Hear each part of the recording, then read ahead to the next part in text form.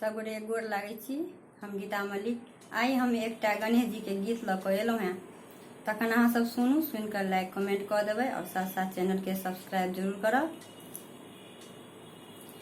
घड़ी घड़ी पूजा तोहारी हो गौरी के ललन माँ, घड़ी घड़ी पूजा तोहारी हो गौरी के ललन माँ, गौरी के ललन माँ, शंकर के सुगन माँ, गौरी के ललन माँ, शंकर के सुगन माँ, घड़ी घड़ी पूजा तोहार हो गौरी के ललन माँ, घर घर पूजा तोहार हो गौरी के ललन माँ। सोने सिंहासन आसन लगेलहुँ, सोने सिंहासन आसन लगेलहुँ, आसन बैसायब तोहार हो गौरी के ललन माँ, आसन बैसायब तोहार हो गौरी के ललन माँ, घर घर पूजा तोहार हो गौरी के ललन माँ।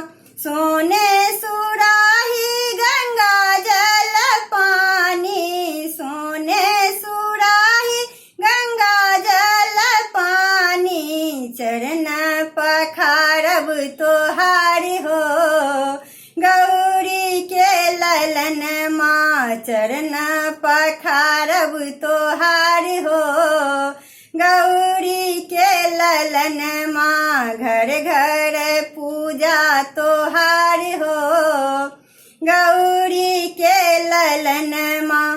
सोने के थारी में लड्डू भरल अछि, सोने के थारी में लड्डू भरल अछि, भोग लगायब तोहार हो गौरी के ललन माँ, भोग लगायब तोहार हो गौरी के ललन माँ।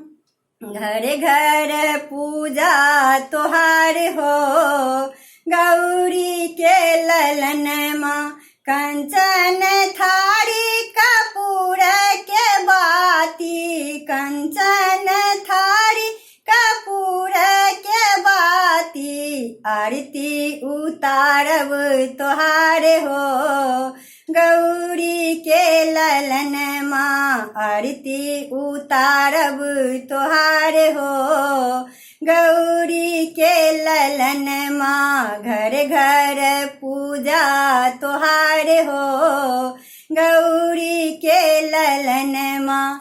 गौरी के ललन माँ, शंकर के सुगन माँ, गौरी के ललन माँ, शंकर के सुगन माँ, घर घर पूजा तोहार हो गौरी के ललन माँ, घर घर पूजा तोहार हो गौरी के ललन माँ।